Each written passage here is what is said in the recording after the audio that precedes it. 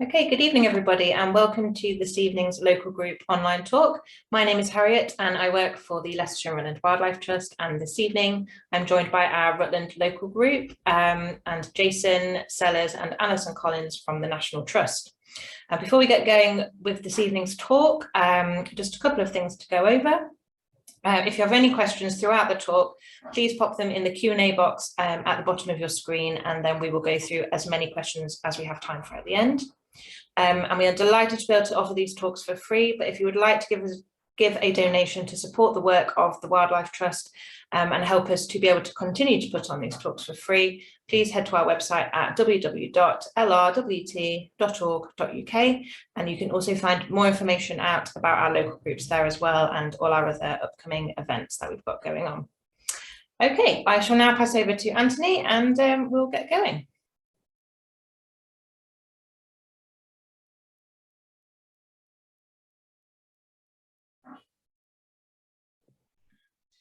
Thank you. Sorry, I was pressing the wrong clicker. That's okay. Anyway, yes, good evening. A warm welcome to Rutland Group meeting, everyone. At least it's not as windy as it's been, so that's a relief for all of us. We've got a bonus this evening because we're going to hear about the Green Recovery Project going down.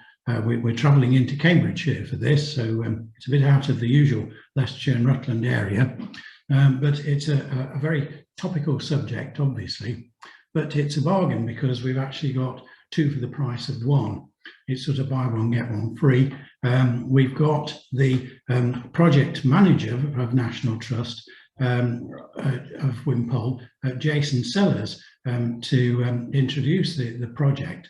And he's being backed up by the project ecologist, who's Alison Collins. So we look forward to hearing about what's going on down in Cambridgeshire at Wimpole Hall. Thank you very much. I'll hand you over now to Jason to start with. Thank you, Anthony. Thanks, everybody. Really looking forward to the opportunity to talk to you about the project that we're doing down at Wimpole. It's actually at the Wimpole Estate in Cambridgeshire, as we just said.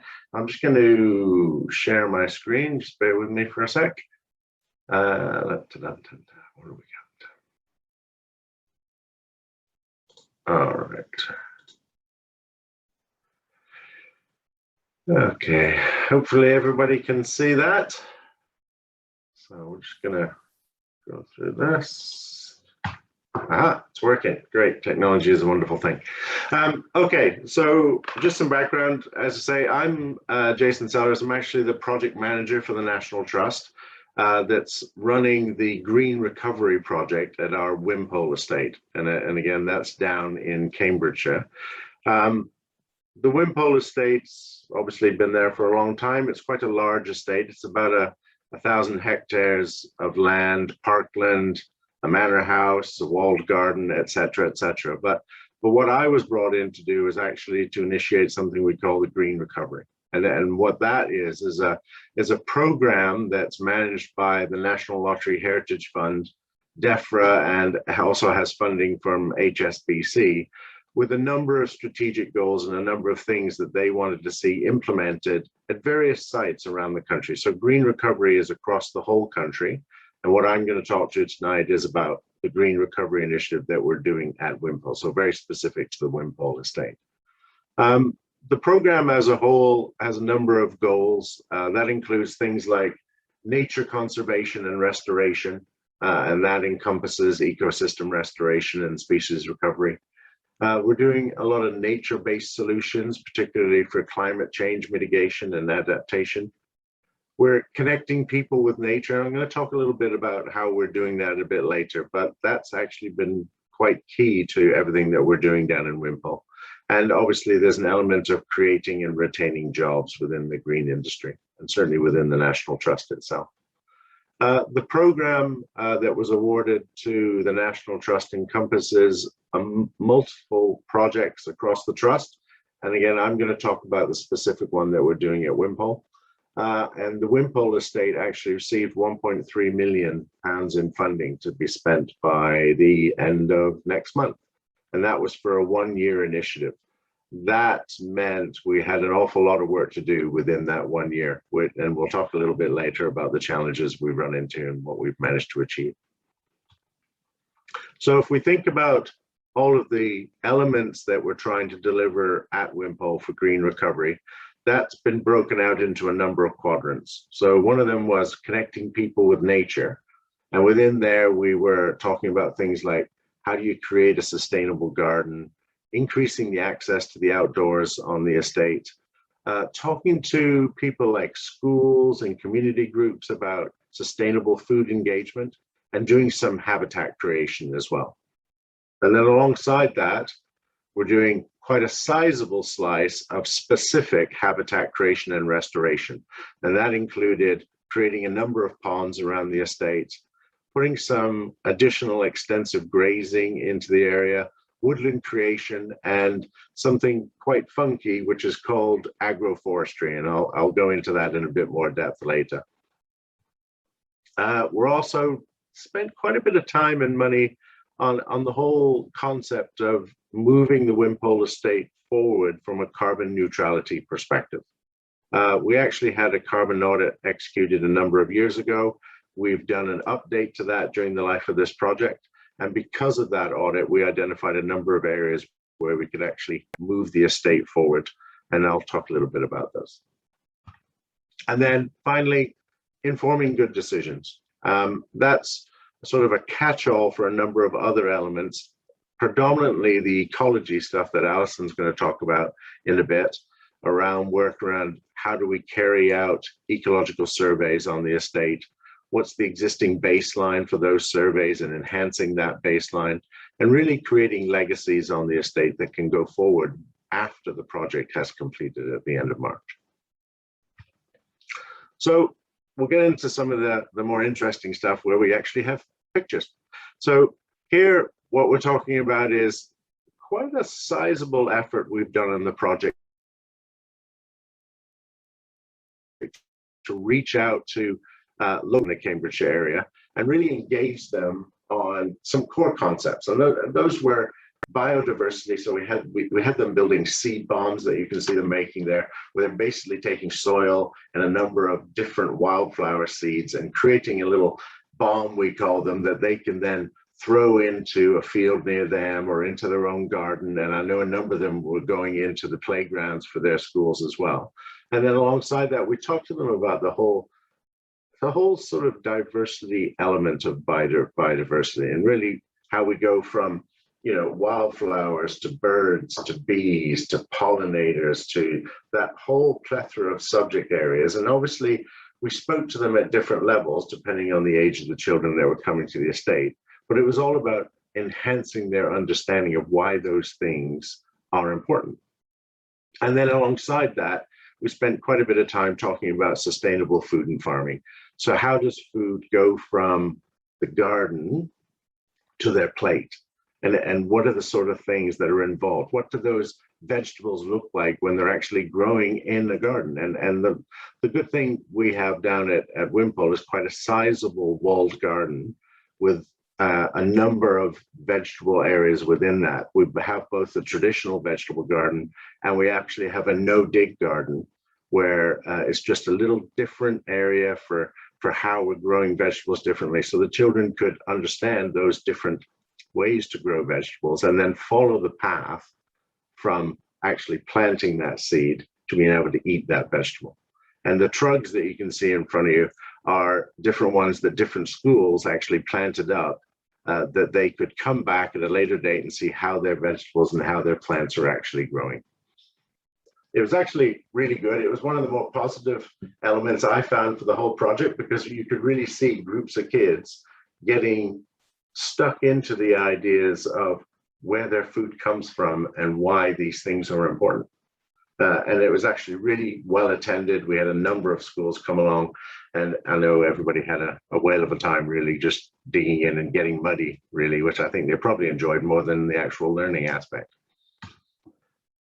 Alongside that, not only did we talk to children about engaging them on those subjects, we spent quite a bit of time and effort as well just engaging with visitors and community groups that came onto the site.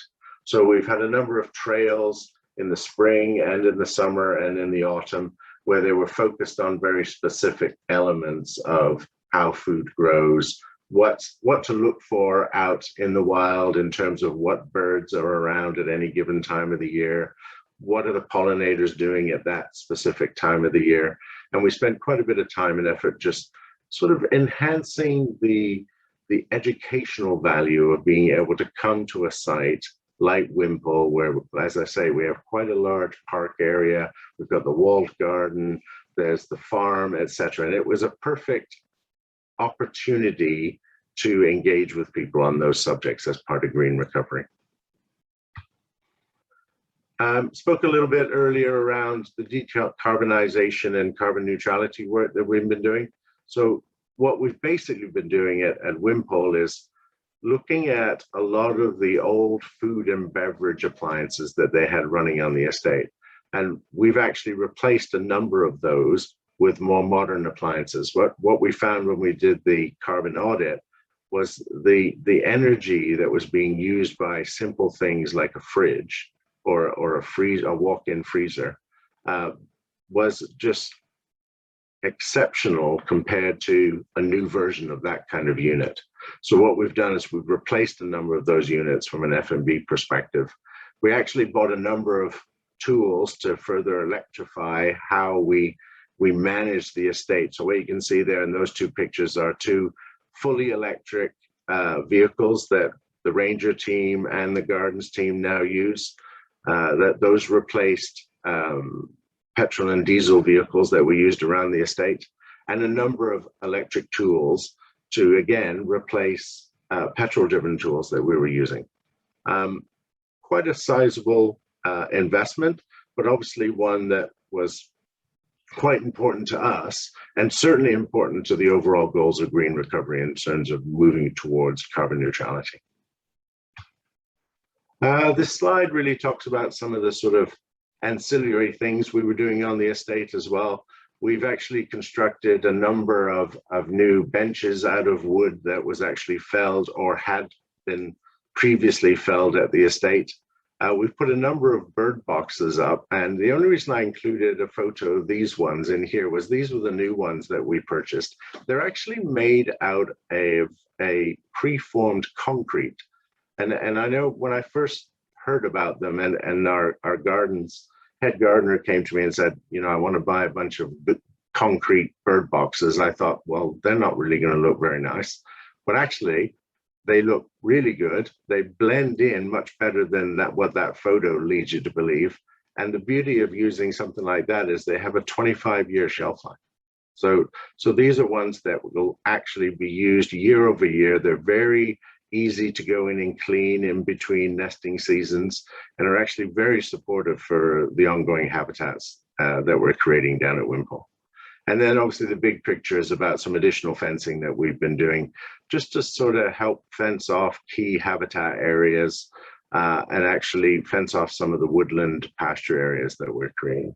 So a number of activities that have involved the whole estate, but specifically the ranger teams and the gardens teams, etc.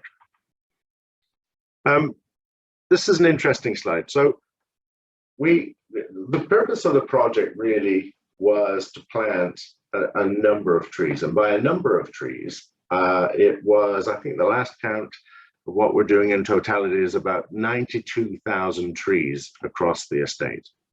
And those are in different areas, so they're split up between what we're calling woodland pasture. And woodland pasture, if you think about traditional English parkland, it's mainly grass, so pasture land, with clumps of trees. So we're doing woodland pasture, we're doing woodland creation, which is basically high density tree planting to create new woodlands.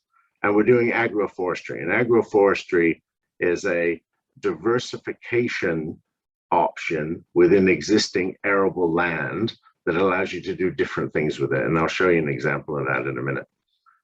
Because of the nature of the estate at Wimpole, so Wimpole's highly historic estate, We know there are a number of elements that need to be retained and need to be taken into account. So one of the things we decided to do right at the beginning of the project was have the Museum of London Archaeology team come up and actually do magnetometer geophysics scanning of all of the areas we were going to go planting into.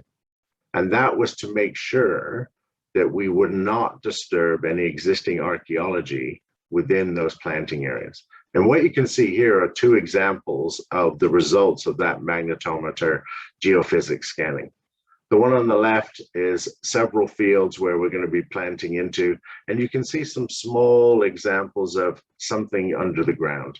And all the magnetometer testing will tell you is the ground beneath where it's been scanned has at some point in the past been disturbed. So that can be natural disturbance. As you can see on the left-hand side, up in the top right of that photo, you've got a number of areas that's probably they were disturbed through flooding or something like that that's created those channels. But it can also be real archaeology. And what we found in one of our biggest fields where we were going to plant, which is the image on the right, is a whole network of archaeology that had never been discovered or even envisioned on the estate before. And what you can see on the right-hand side is what our archaeologist believes is a combination of Iron Age. He thinks the sort of the lines that go up to the top there and the round circle and a number of the lines that come off that are more than likely Iron Age, but the straight lines he's thinking are Roman. So that could be any number of types of Roman installation, whether it's an old Roman farm or anything like that. So obviously that process of doing the geophysics allowed us to locate some of the more interesting archaeology on the estate. So the archaeologists are really pleased because it's, you know, they're really excited about, oh, wow, we'll have to do some trenches there and see what that actually is. From a project delivery perspective, we weren't as pleased because what that meant was that field area was taken right out of the planting plan, because as soon as we discover archaeology like that, we don't plant trees. Although that's a plowed field, the plow only goes down 8 to 12 inches max. If we put a tree over that, the tree roots, certainly for the broadleaf trees that we're using, is going to go much, much deeper. So we've actually had to take that whole area out of the planting plan. The result of which was we went from 140 hectares of tree planting down to 120. We felt, although that was impactful for the project, it was actually the right thing to do. And I say we were disappointed. We weren't really. We were quite excited about finding new archaeology and understood that was entirely the reason why we had done the geophysics scanning in the first place, was to allow us to identify things like that and understand what was going on. And that's it's kind of back to the old mantra of right tree, right place. We knew in this instance, this was not the right place to put new trees. Here's a map of the Wimpole Estate. What you can see is that sort of inverted triangle shape is basically the whole estate. In the center, you've got the hall, the Wimpole Park, which is in sort of the light shaded sandy color. And then the different colored blocks you can see around are the different planting areas. So this is where we ended up after we've done the magnetometer scanning and taken field locations out, after we've worked with our partners at RSPB and the Forestry Commission around different areas for existing habitats that we didn't want to disturb. We ended up with this plan. And what you can see, the light yellow areas are where we're doing agroforestry. Again, that's where we're doing something a little bit different with the arable land. The blue areas are woodland pasture. Again, that's similar to the old English parkland. And then the green areas are where we're doing woodland creation. So that's high density tree planting. So as you can see across the estate, even though we lost some areas because of existing habitats and geophysics scanning, etc., we still ended up with just over 120 hectares of tree planting to do. And that's That's where the 92,000 trees are going to go and have been going. We've actually been making really good progress on it. But that just gives you a sort of sense of the size and scale of the estate that we're working at, and the scale of the actual tree planting that we're doing as part of the project. From a woodland creation and pasture species mix, these are an example of the types of trees and shrubs that we're planting.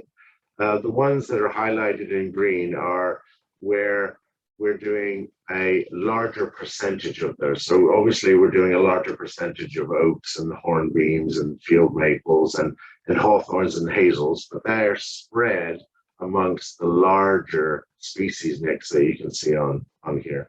And there's a few others that I didn't fit in here, but what we're really going for at Wimpole is a very naturalized, native woodland creation plan. So this is not, although you see Scots pine down there in that first column, Scots pine in this planting scheme is very, very limited. And in fact, we're only using them in one area where they actually help us block out some of the road noise that comes into the estate. The reality is it's far more of a diverse broadleaf planting plan than maybe you would see in some woodland creation plans. And that was done specifically because we wanted to ensure we leverage the existing tree species mix that we have on the estate and allowed that to grow by adding additional native English and obviously UK species. So none of the species and trees that we're planting are from outside the UK. They're all UK grown and they're all native species.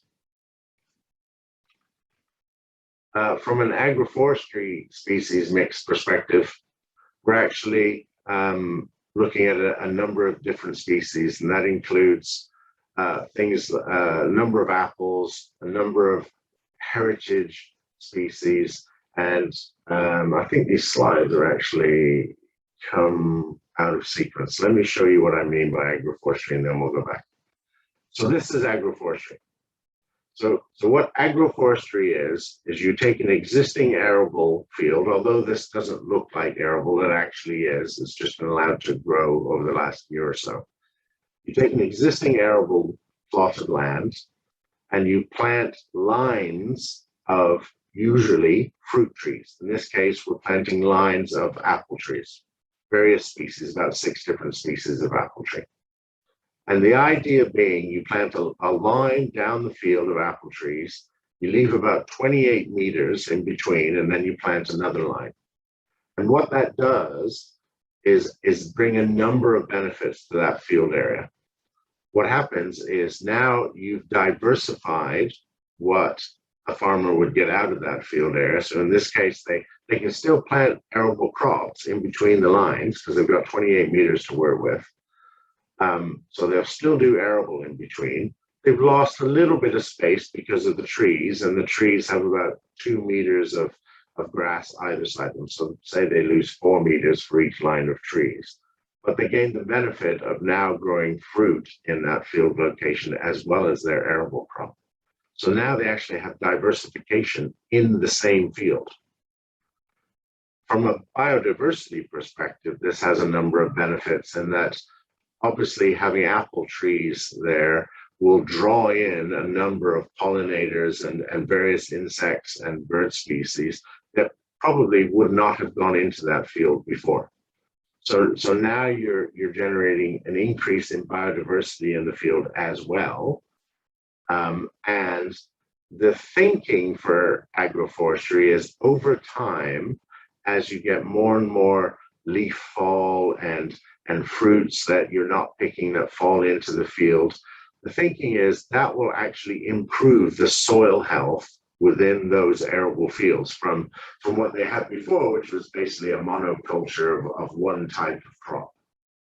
So I've seen some projections, and I know that the general feeling is and hope is that over the sort of 10 to 12 year period, although we've lost some areas within each of these fields because of the apple trees, so we've reduced the arable size, the feeling is the increased soil health will actually push the yield from the existing arable field up higher than it was before. These are actually some of the poorer arable fields on the farm. So the feeling and hope is agroforestry in these areas will actually improve the yield from those fields in the long term, as well as the biodiversity elements and having the diversity from a financial perspective of having multiple revenue streams from those areas.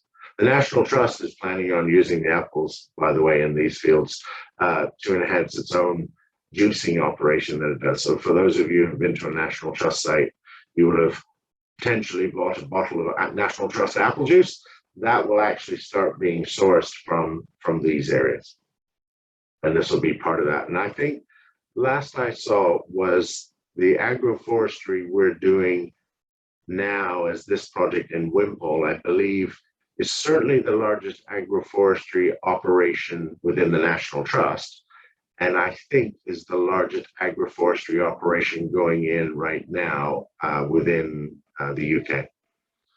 That's a little bit anecdotal. There might be some that are approaching this scale, but I know we're right up there in terms of adopting something that's relatively new in approach in terms of how you leverage and utilize arable. Oh, and one of the other elements and benefits here is, as you can see at the bottom of this field, there's quite a large woodland. There's actually another woodland that you can't see off to the right. And the hope is, as well, is this will help generate connectivity down these apple tree lines between those woodlands for things like bats.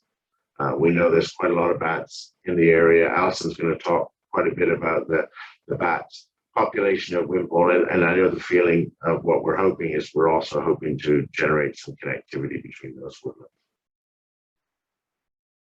So if I go back to that previous slide, these are the apples species that we're doing. So we're doing commercial, similar to the field that I just showed you.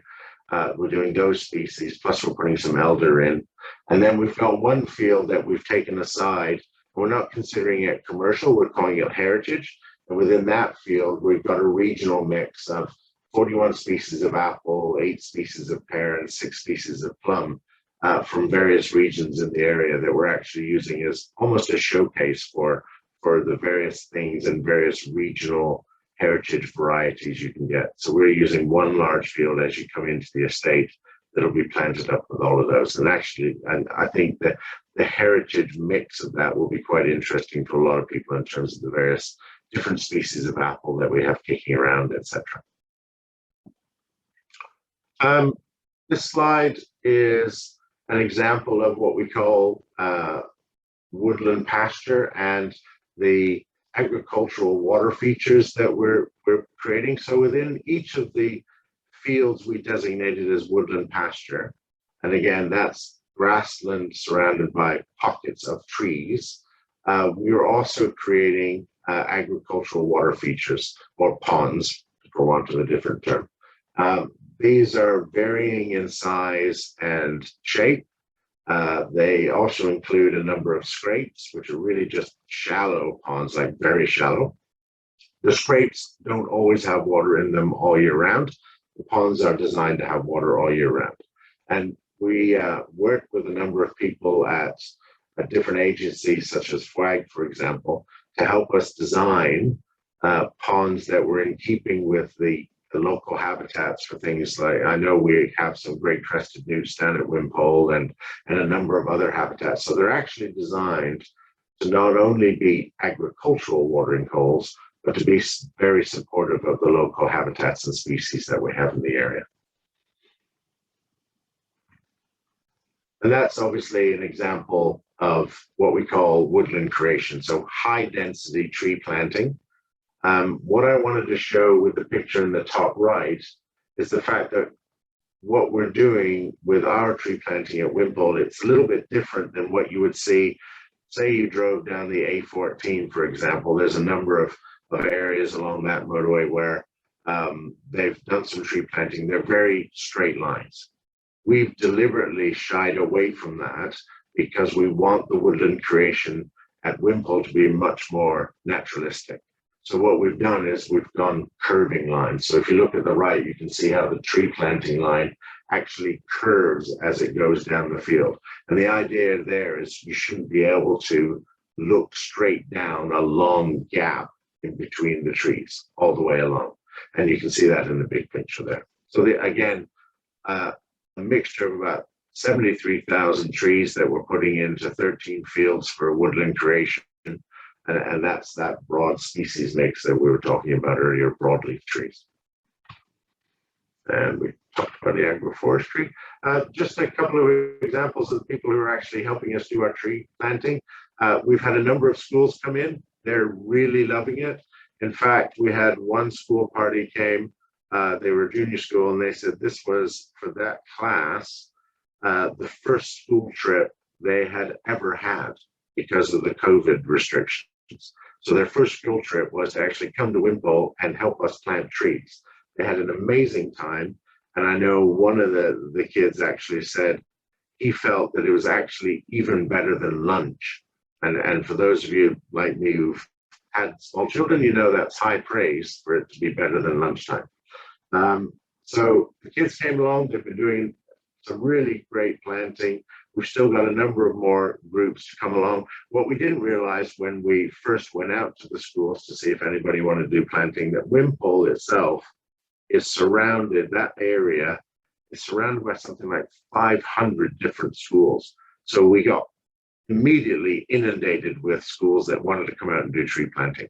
So we're trying to now expand the school tree planting a little bit further so we can get more and more schools. Obviously we won't get 500, but we're just trying to encourage as many schools to come along as we can.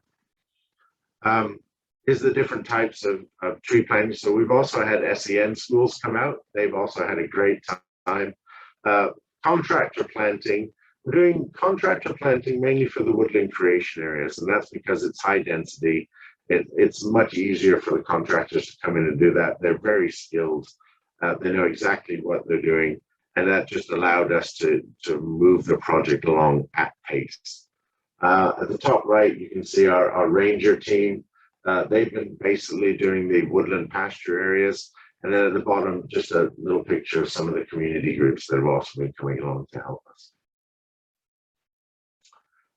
This is where we sit as of today, actually, today. So we're about 61% complete of all the tree planting. And then we've done about 56% of the woodland creation. Woodland pasture's really done well. We're up to 81% of that and 65% of the agroforestry. So this is tree planting. So this, to put it in context, we're doing 92,000 trees. So this encompasses all of that. We started the middle of December, and we're already 61% through that. And that's taking into account that we lost some time because we've had a little bit of difficulty getting the right tree species mix. So we had a few days where we didn't have the right mix for people to plant. We've lost some time because of weather and a number of other things. We've actually made really great progress. We're absolutely going to get all of this completed by the end of March.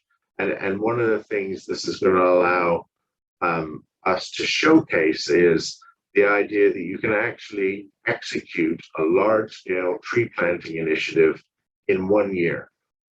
Normally, a tree planting project of this scale would be a 2 to 3 year initiative. We're actually going to show that, no, you can target and go after this aggressively. You need a really good team, and you need people that understand what they're doing, and you need a certain amount of luck as well. But you can do this far quicker than people have thought before. And we've partnered directly with the Woodland Trust. So they've been our designers in terms of what tree species to use, where to helped us decide where to put them, etc. And I think they've been quite surprised as well by how much we've achieved in the time that we've had to actually do this. It's caused some challenges, and I'll talk about those in a minute, but for me, it's just, I'm really quite proud of the team and what everybody's managed to pull together and actually get planted within just a year. Like the work that goes into just planning this and figuring out where you're going to put the trees, what trees are you going to use, where you're going to get those trees is far more than I think most people realize. It's a significant effort, but I think we're going to show that it can actually be done far quicker than you would think. This is an example of something that we've done. So we took our woodland creation, which is that 72,000 trees, and we put it into the Woodland Carbon Code spreadsheet, which is quite an extensive and convoluted spreadsheet that actually, the goal of it is to articulate how much carbon the trees that you're planting are going to sequester over 100 years. So what you can see here is, based on the tree species mix and the number of trees, what you can see is the hope is we'll end up sequestering something like 14,000 tons of carbon after 100 years. When this chart was created, this is where I started to get really excited. Not only the fact that we were planting a number of trees in 1 year, but just the impact that those trees would have on the future of Wimpole, the future generations coming along. Like, this is a clear example of what those trees bring to a space, not just the fact that trees are great, they're great for habitats, and they are actually doing so much more for us. And I think being able to do this and being able to articulate the various things that planting those trees is going to do for us, I don't know, I found it exciting, but then maybe I'm just one of those people that likes to look at charts. But I think it's a really good result for us.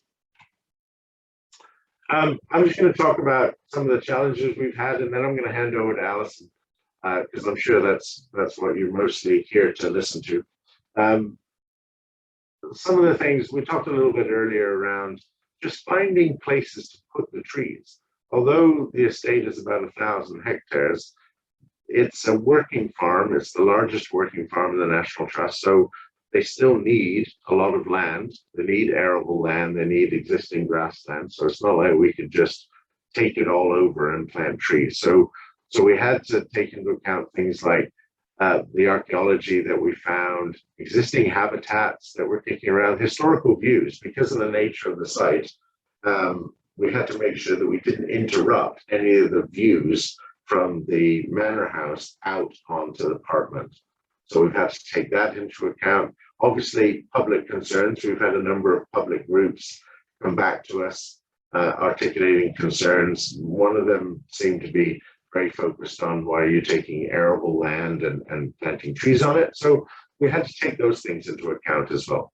Obviously, the Trust is very interested in the public's view of what it does and how it utilizes the land that's in the Trust. So we spent quite a bit of time talking to the local communities and really trying to understand that. We also engaged with a number of partners. That's a challenge in itself. It wasn't like the Trust could just say, we're going to plant trees. We engaged with a number of our partners to make sure we did the right tree, right place thing. So that included the Woodland Trust, RSPB, DEFRA, FWAG was involved, Natural England, Forestry Commission. We went through the process of whether we had to do environmental impact assessments. It's quite a lot of work to work with all those groups, but again, it's important that we work with all those groups to make sure we're doing the right thing. This wasn't just an exercise of, hey, we've got money, let's plant trees. It was, there's funding been made available. How do we best use it for the environment that we have? Then we had some challenges acquiring enough trees and diversity of trees.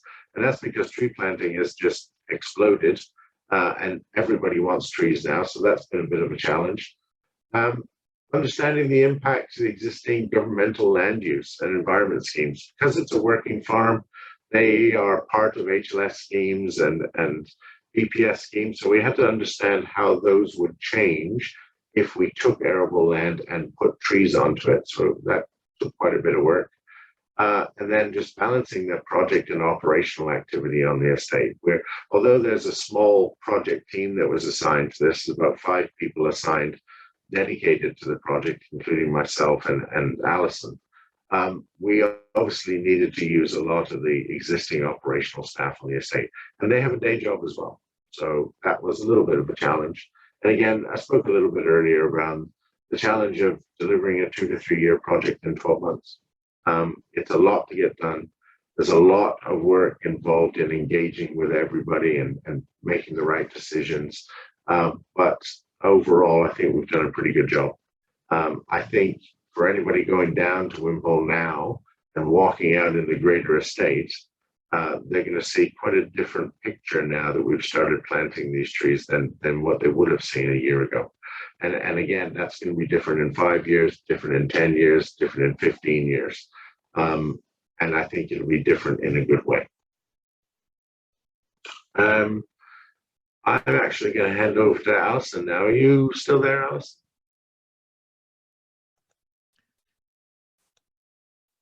Hi, Jason. Hi, everyone. Yes, I'm here.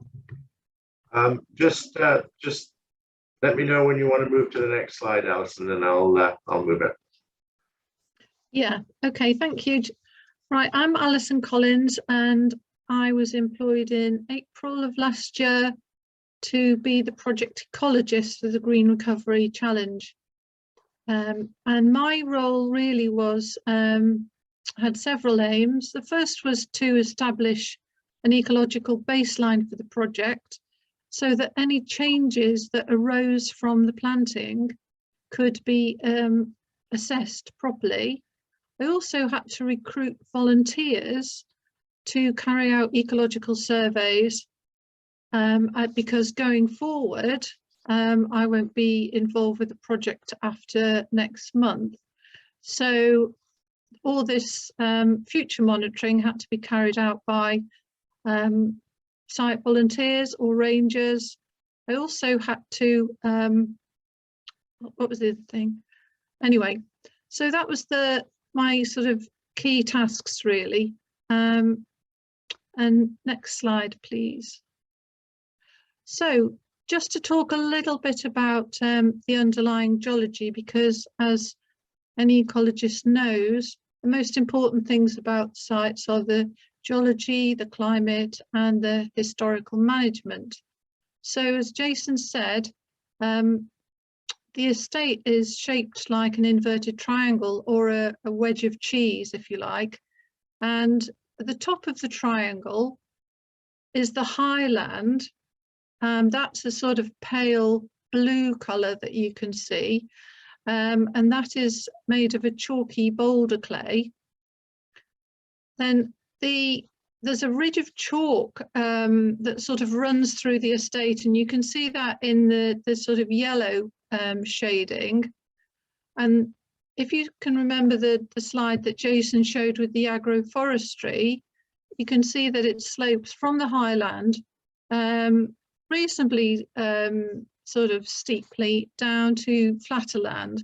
So there's a ridge of chalk, and then at the bottom of the slopes we've got this mudstone or galt clay, which is really thick, heavy clay. And in the photograph of the soil augurs, you can see the one on the left is the almost pure clay, which is pretty close to the surface, and why the ponds are all holding water immediately. And then we've got the chalky boulder clay on the right. So you can see that's got a lot of bits of flint and what have you. It's a much more freer draining type of substrate. And that is key, I think, to some of the ecological findings. Next slide, please, Jason. So just looking at on the left here, an satellite view of the estate, you can see the parkland in the middle with all the scattered trees, and then the arable land on the sort of outer perimeter of that. And you can actually see some of the chalk in the sort of lighter shading in the soils, just towards the top of the wedge of cheese there. And if you look at the aerial photographs, you might think, well, those arable fields look quite boring. Just arable fields with a bit of a hedge. But when you actually get down on the ground, and this is a picture on the right hand side, a lot of these fields have a very wide grassy margin, which is part of the HLS scheme. We can see this picture here shows a field, and we're looking directly towards the some woodland that's designated for the bats that Jason mentioned. And there's a big tree line on the right hand side of the picture, which we'll probably come to talk about a bit later. But this sort of field setup with a wide grassland margin, which is quite species rich, with the central arable, which is organic arable. All the fields that are used for RCF are all organic. So my task really, next slide please.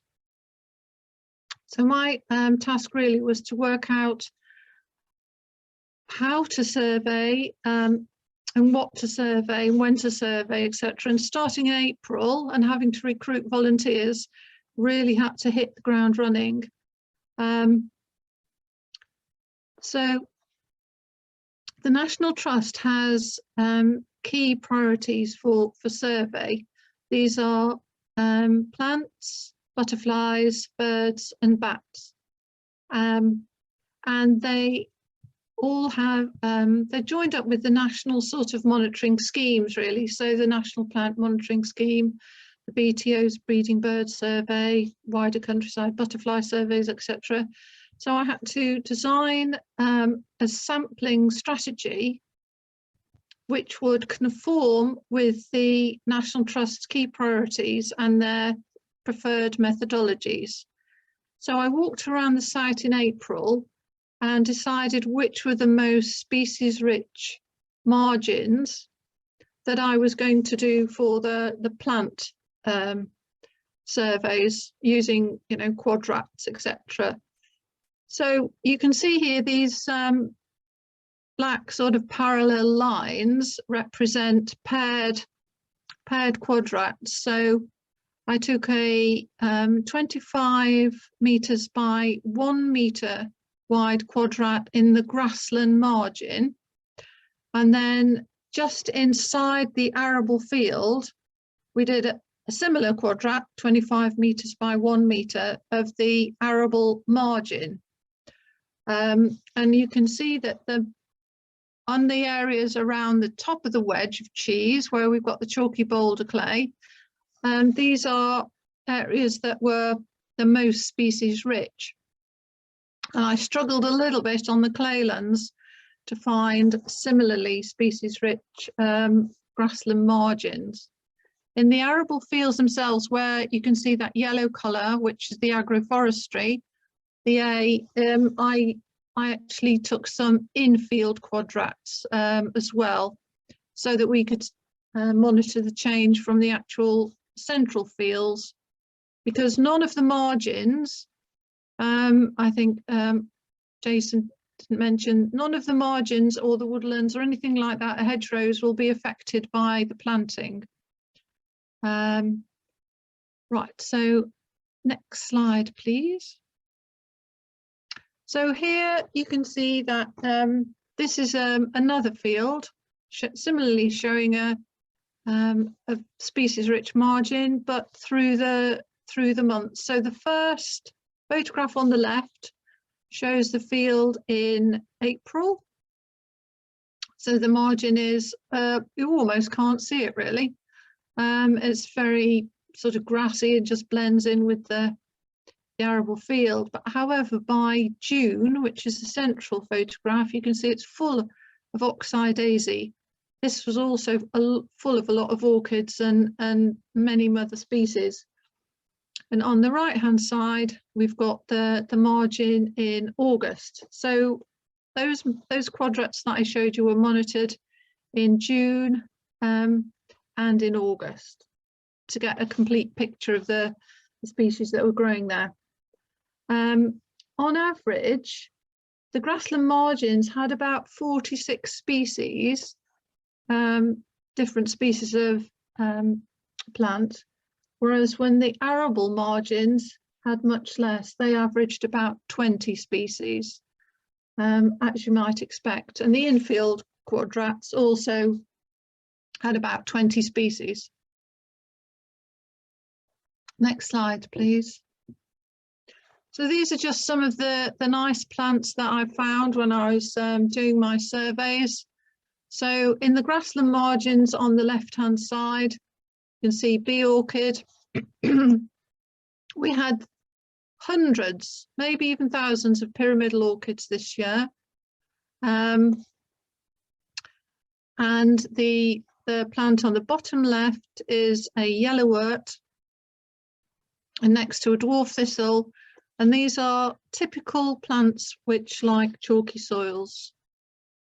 The interesting plants on the right-hand side are from the arable field margins, and you can see field madder at the top left. On the top right, which I think the photograph hasn't quite come out right, but it was dwarf spurge, which is a near threatened plant.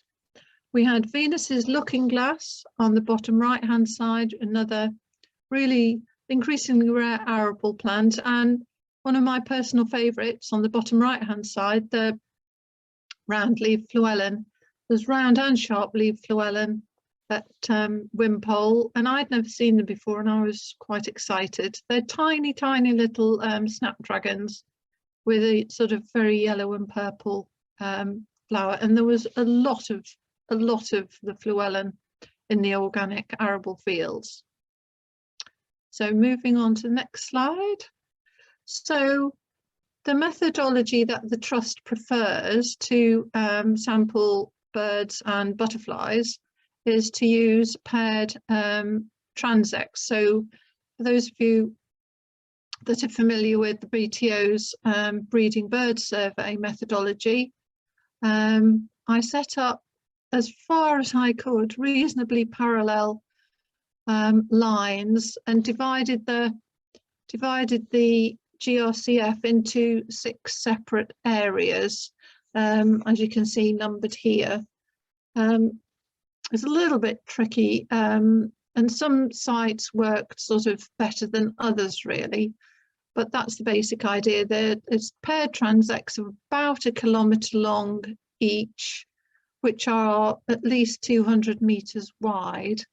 They're split into 200-metre segments, and then the surveyors walk around and record birds and butterflies in each of the segments at various distances. And you can use the same transects for birds and butterflies.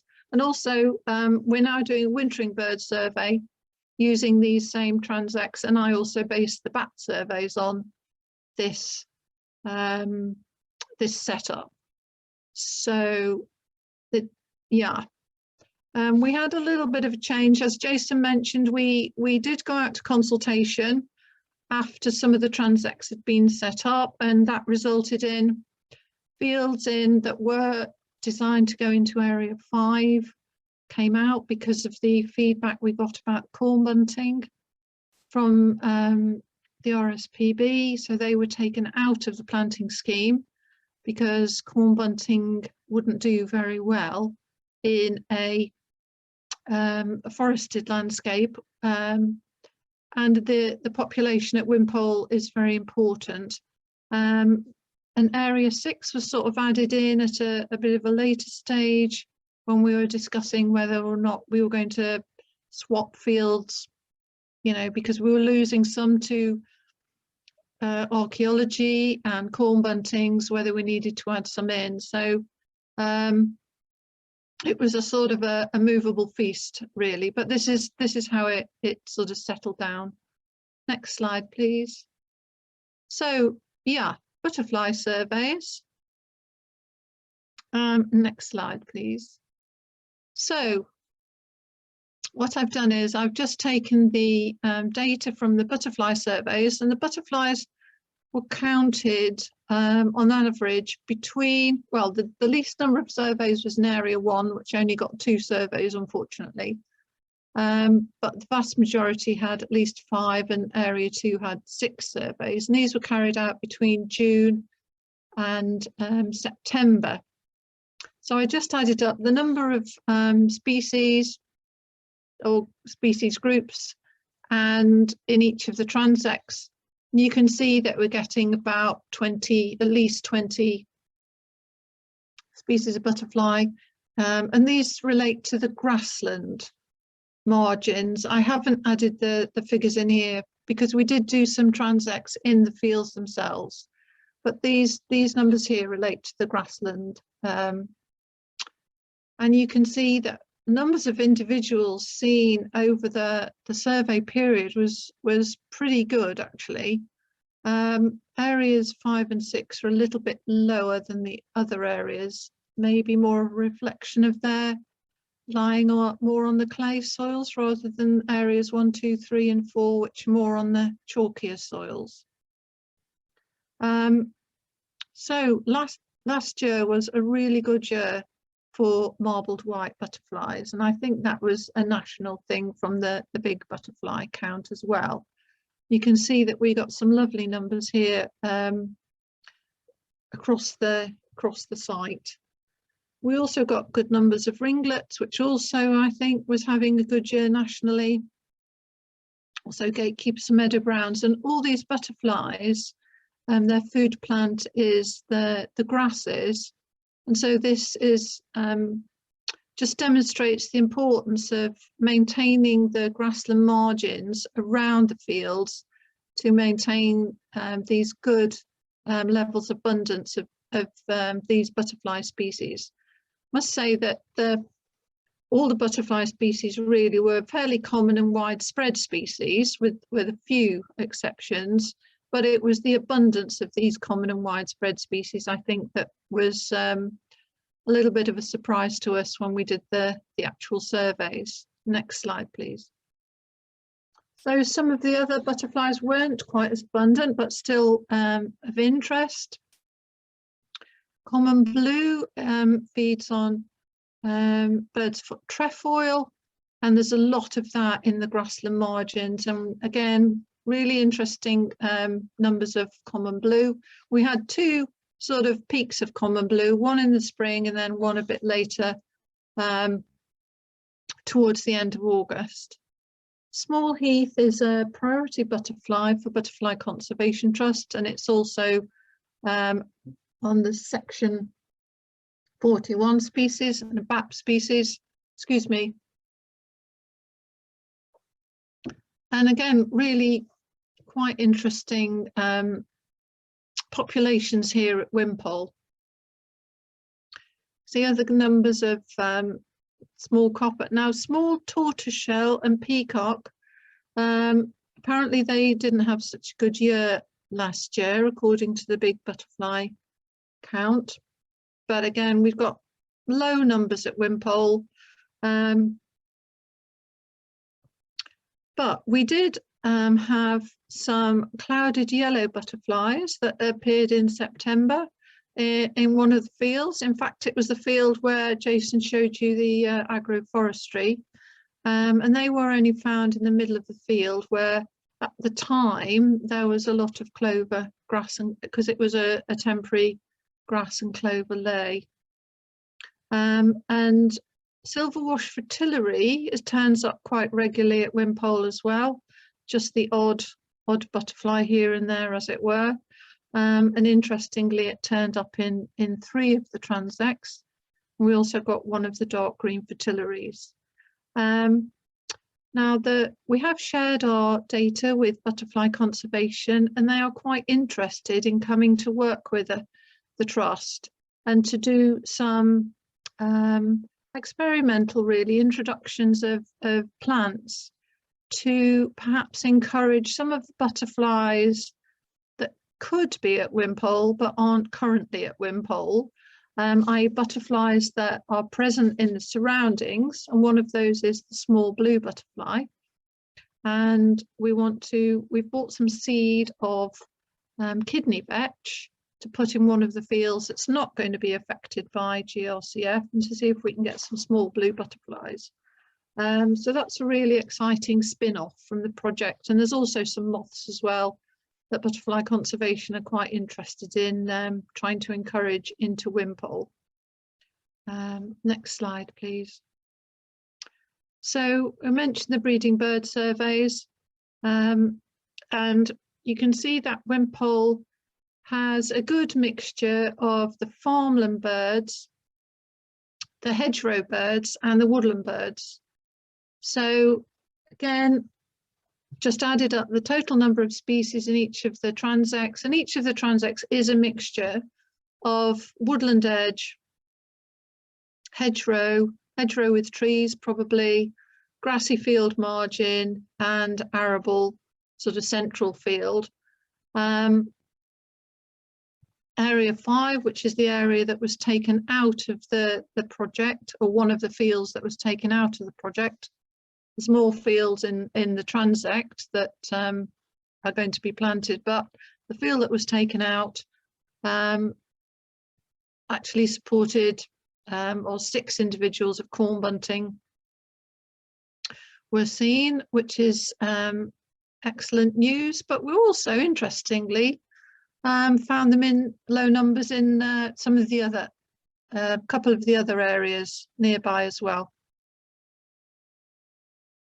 Whether they were actually breeding in those fields or just sort of prospecting around, I don't think we know. We didn't sort of do CBC, a common bird census, because just because of the late start of the project, really, in relation to the bird breeding season. So that's really the choice of the BBS methodology, breeding bird survey methodology.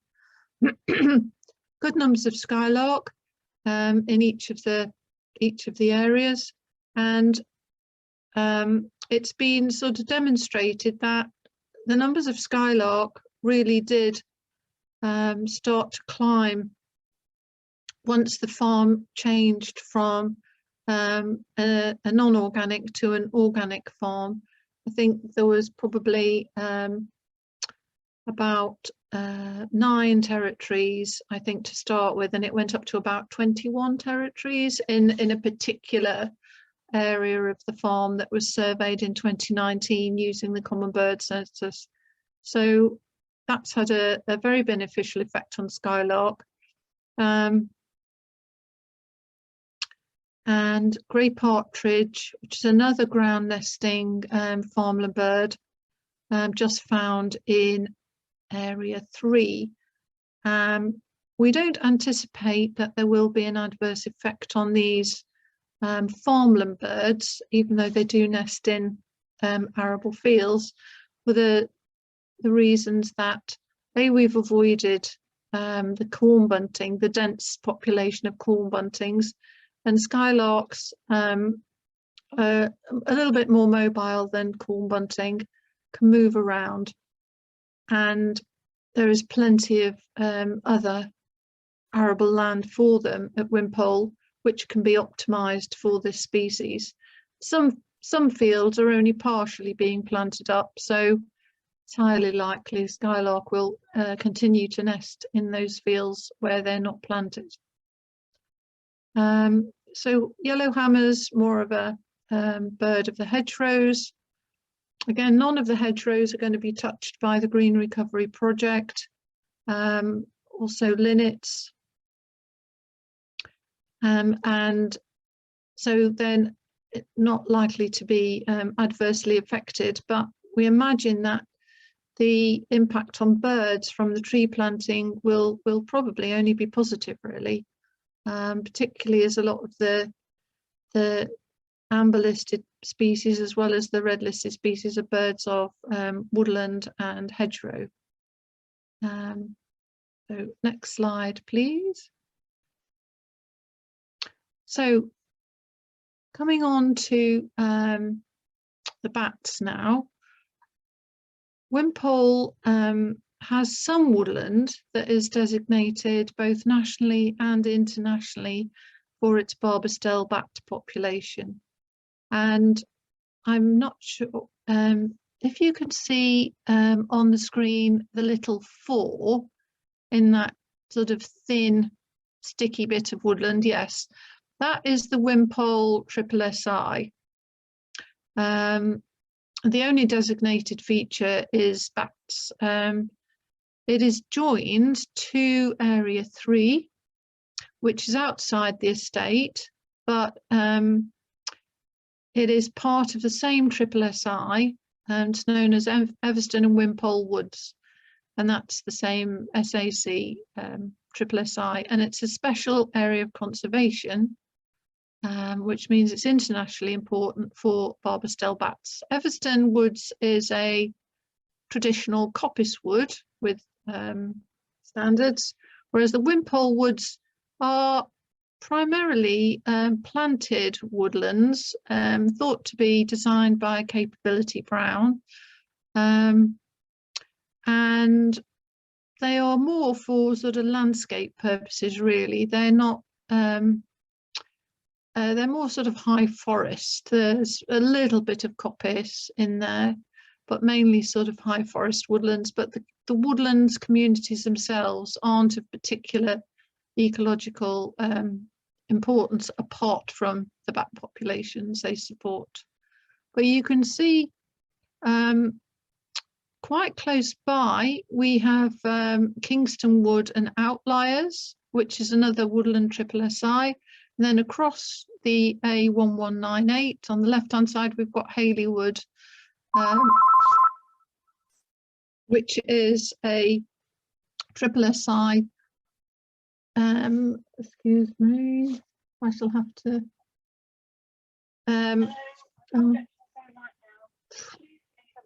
sorry about this,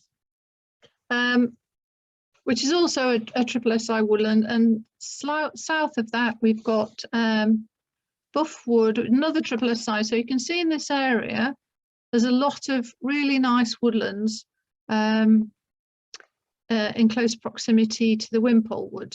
And can we go on to the next slide, please?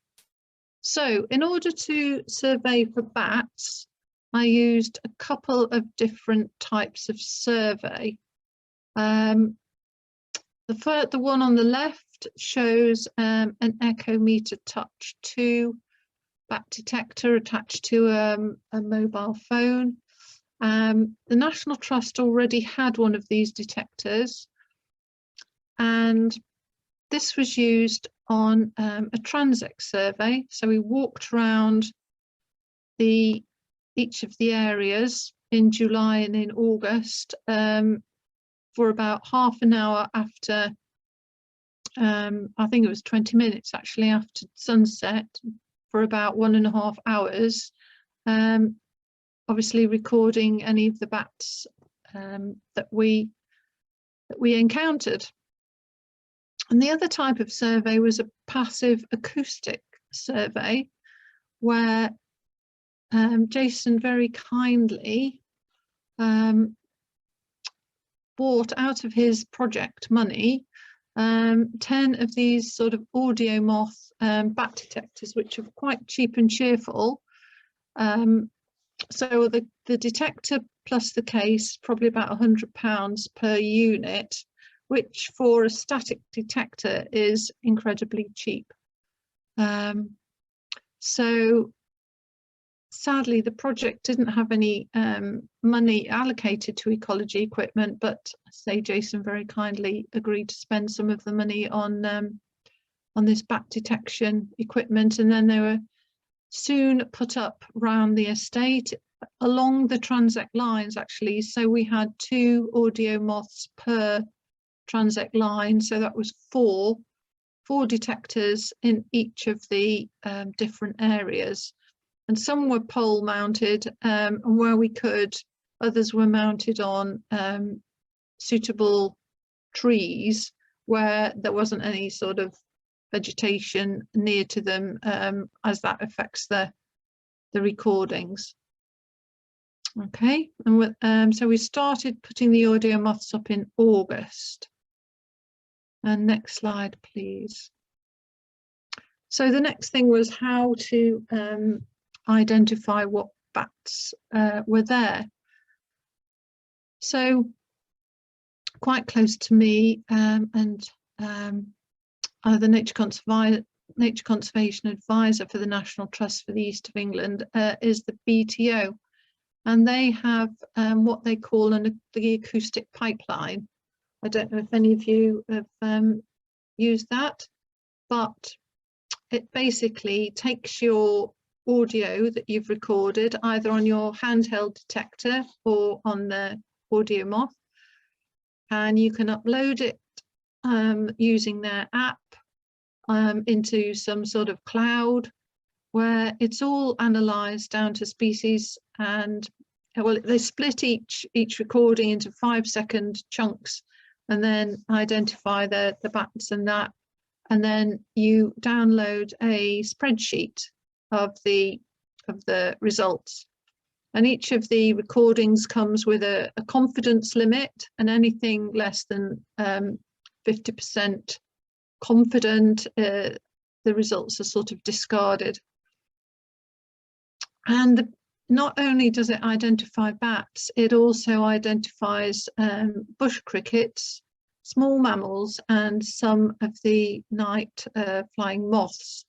So as part of the download, we identified, well, the acoustic pipeline identified 9 species of bush cricket at Wimpole, and these are sort of bycatch, if you like, of the bat surveys. Pygmy and common shrews were the only small mammals that were recorded, and I think there was a couple of moth species, and I can only remember the name of one, which I think was a bird cherry moth, something like that. So I'm just thinking about the acoustic pipeline. Yeah.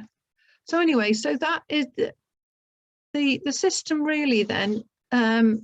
Setting up the bat detectors, taking them down, uploading them onto the acoustic pipeline, downloading the results, can all be done by volunteers or rangers, and it doesn't really require a huge technical input, if you like, from a bat specialist. Maybe you need some input, but the vast majority could be done by the rangers or the volunteers, which I think means that I've sort of, using that setup, I sort of think that I've sort of fulfilled the original brief, if you like, for the future monitoring.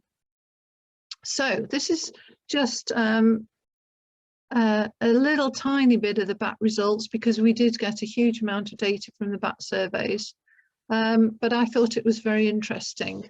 So remember that Wimpole is important for barbastels, and on the left hand side these are the registrations that came back from acoustic pipeline when we did our surveys using the handheld detectors, the Ecometer Touch ones, in July. So bats present in all areas apart from area 2, which is in the top left hand corner, which has a lot of hedgerows and not much woodland. But fairly low numbers, maybe I think probably about 5 or 6 in the was the most in each of in any one particular area, and mainly associated with woodland edge, apart from a couple on some sort of bigger hedgerows. But if you look at the picture on the right hand side, you can see that the number of barbastel registrations went up enormously. Remember that big hedge that I said in one of the earlier pictures of the arable fields? That's the Mare Way, which is in the northern bit of the estate. That's right, where Jason's showing the pointer. And I think there was about, I don't know how many registrations we got there, but almost every bat was a barbastel. Another sort of hotspot was adjacent to the eastern bit of the Triple Si, at the area where it said the Gloucesters. And then you can see bats on that hedgerow just joining, connecting the Triple Si woodland with Cobswood. And Jason mentioned increasing in connectivity between these two woodlands with the agroforestry, because bats are using both woodlands. On the other side, just at the base of the Triple Si, again around the woodlands, a lot more barbastels.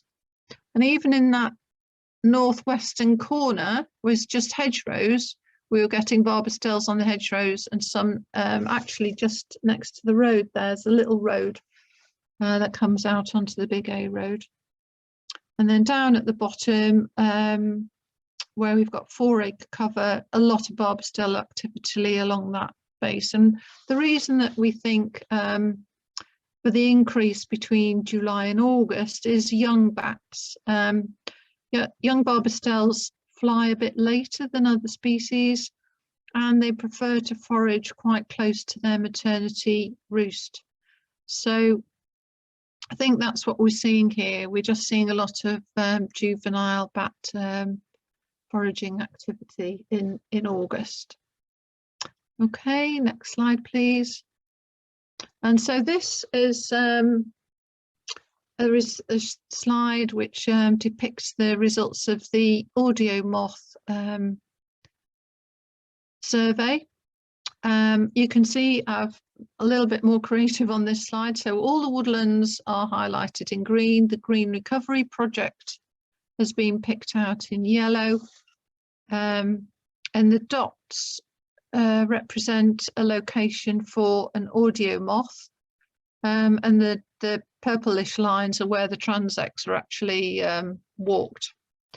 So if we go back to the Mare Way, at the top next to the Triple Si, that big line of tall trees, the right hand side, you can see that we were getting over about 5 nights, because each audio moth was left out on site for about 5 nights. We were getting, 300 plus registrations of barbastel per night. And then top of Pondfield again, a really high number of barbastel registrations. So this sort of reflects the findings from the handheld detector, and that these areas are important foraging areas for the barbastel. In fact, we got barbastels from every location, and higher numbers next to the woodland, nearer to the in general. The little X at the top left hand side is where one of the bat detectors wasn't switched on properly, for which I will take responsibility. So we didn't get any recordings from that, but you can see that the general distribution of barbastels is all around the estate. They're not limited just to the Triple Si, but they're using all the woodlands on the estate, and it shows the importance of the hedgerows, which link the woodlands together. And next slide, please. So this is the results of the audio moth monitoring in September for barbastel. Numbers a lot lower. Bats are moving further away from the young bats growing up, flying further away. But we're still getting some registrations at every detector.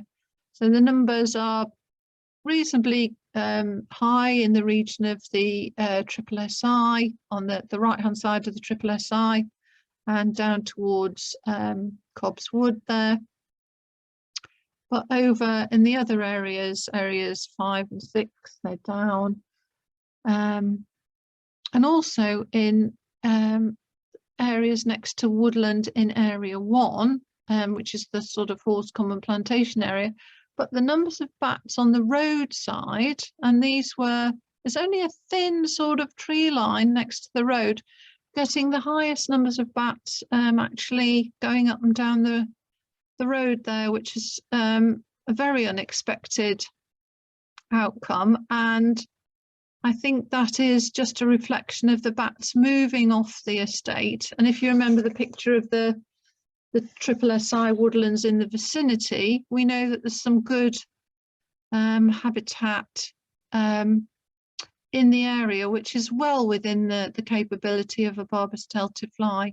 And they're probably moving off-site to look for autumn mating and perhaps winter hibernation sites. So yeah, I think that's my final slide. Yeah, yeah, if anybody's got any questions for me and Jason.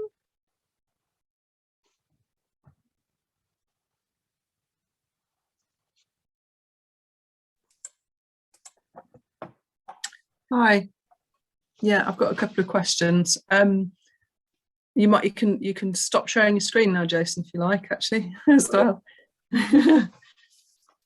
So yeah, a few questions on the Q&A.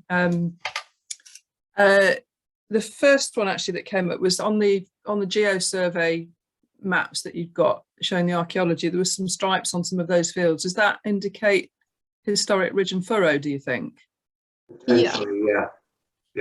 Yeah, but I think you mentioned that those fields were now arable fields that have been ploughed anyway. Yeah, is that right? Yeah, correct. Yeah.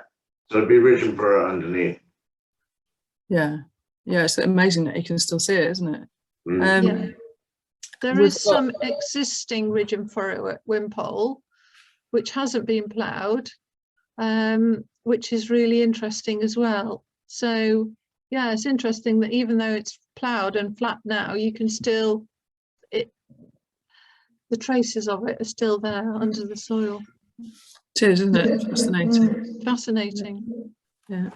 I've got a question from somebody else about brown hares, actually, and whether there are many brown hares on the farm, and what are you doing to protect them, I guess.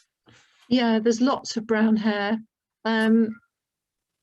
I think almost every field probably had some hare in it. Don't think we're doing anything specifically to protect them as such. I'm assuming that following the planting they will remain on site.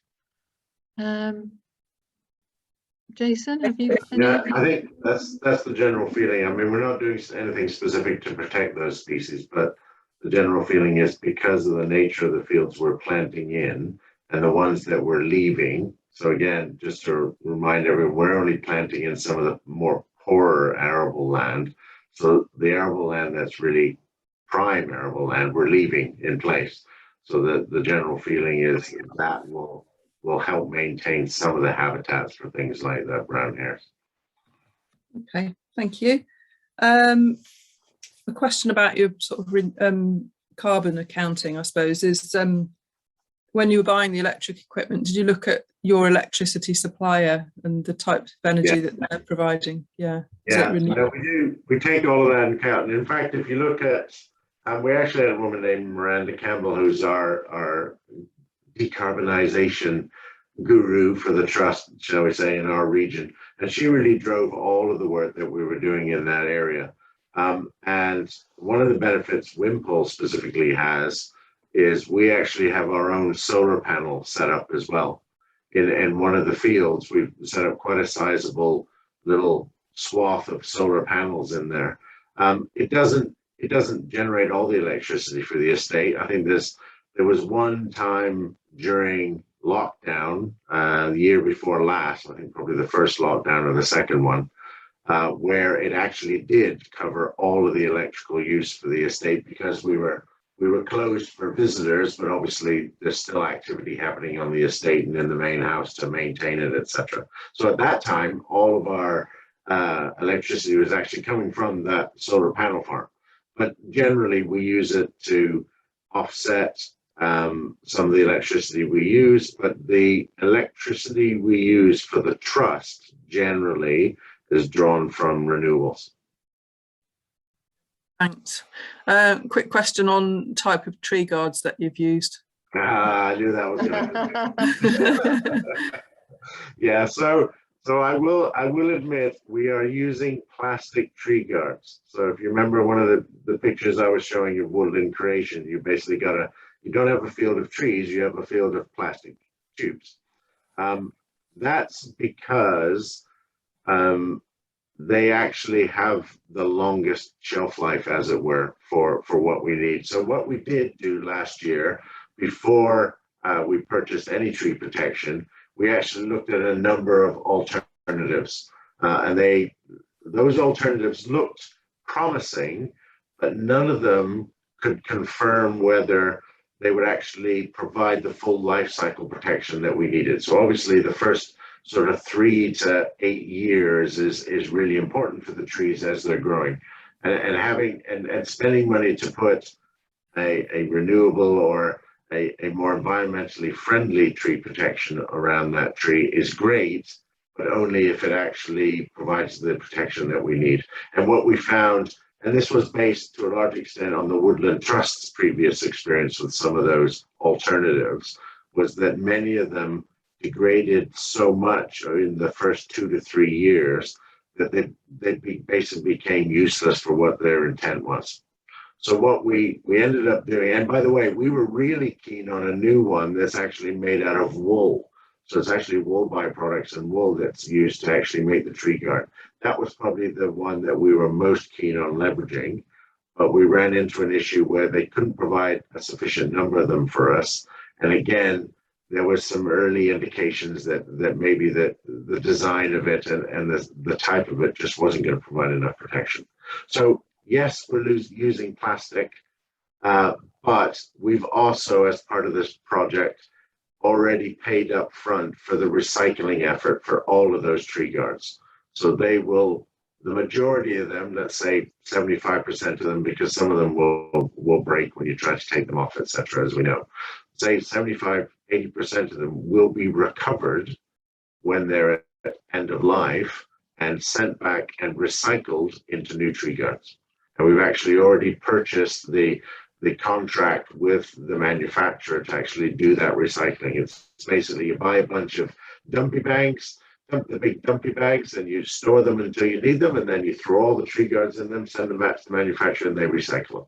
So that's, we just acknowledge that the plastic tree guards are not ideal. So that's kind of the best approach that we can take with them. Okay, brilliant. And I guess alongside that, there's a question about monitoring the survival rate of the trees. I guess that's part of the future of the project as well. Yeah. Yeah. So and that's, there's a couple of elements that yes, we will be implementing a maintenance program for all of those tree areas, whether they're woodland creation or pasture or agroforestry, and that'll last over many years. But part of what we've done in the woodland creation area specifically, is we've heavily overplanted. So the density that we have in there kind of takes into account that we're going to lose certainly a certain percentage of those trees. And they won't be replaced, they'll just be sort of dealt with in terms of the density that we've done. So we know, for example, if all of the trees in the woodland creation areas actually did really well and grew, we'd end up having to go in there and clear some out because it would be too high density.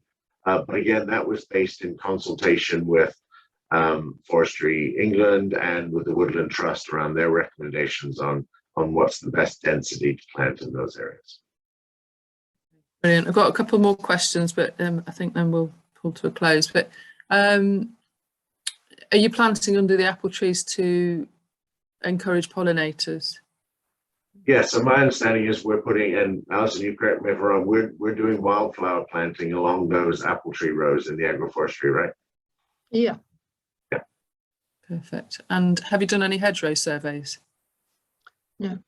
No. Okay. The Wildlife Trust, the local Wildlife Trust, did a hedgerow survey in about 2018, I think. Not to do with the Green Recovery Project, but they were looking for priority hedgerows. But a lot of the hedgerows at Wimpole are priority hedgerows, but we haven't specifically surveyed this year, but we have mapped them as part of a habitat mapping exercise. Final question, I think. Are you planning any dragonfly surveys to see how the new ponds are populated? Good question. Yeah, I haven't actually written up the the sort of future protocols really, but that would be a really good one to do, definitely. Okay, that's all the questions, and thank you. I'm going to hand back to Anthony for a minute. Thanks very much. Thanks very much, Becky. And that was really interesting.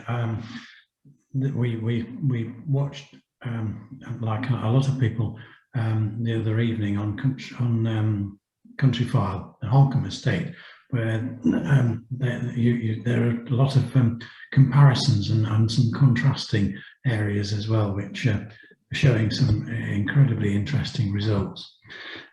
Superb. Thank you very much indeed, Jason and Alison, for presenting all your work. It certainly looks a fascinating project, and I'm sure we're going to see lots of positive results from that in the years to come. Wimpole's not all that far from, well, where I live, because you can go down the A1, but it's well worth the visit. It's a National Trust property, and I bet 99% of the members here tonight are members of the National Trust anyway.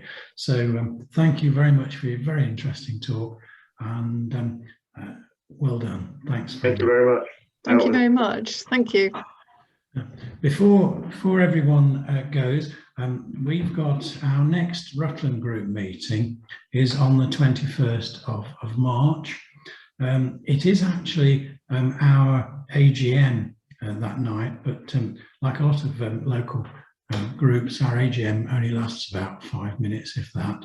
But before then, we have got our reserve and species recorder of the Trust, who is Tim Sexton. He's based at Rutland Water Nature Reserve.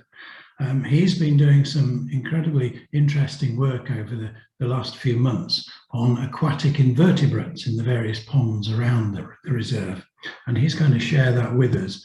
I know we've got quite a lot of people already booked on to that for that March evening, so if you'd like to register your interest again through the Trust website, please do so. At the same time, we are actually going to do it live at the VTC. So if anybody wants to venture over to towards Hambleton and come to the VTC at 7:30 on the 21st, you will be very welcome. There'll be a few of us there, but as I say, at the same time, we shall be we'll be zooming it, you know, we've got two ways of doing that. So we look forward to seeing you again. Thanks very much. Thanks, Becky, for fielding the questions for us, and thank you again, Harriet, for switching us all on, and thanks a lot. No problem. Before I switch everybody off, just quickly to add that we do also have another talk on Friday evening with our Oadby and Wigston Local Group. That's online as well. You can sign up through our website, and that's all about the return of the Great Bustard with David Waters. So that should be another interesting talk. So please do join us for that. And thank you, everybody. Thank you to Alison and Jason for joining us, and enjoy the rest of your evenings, and we'll see you all again soon.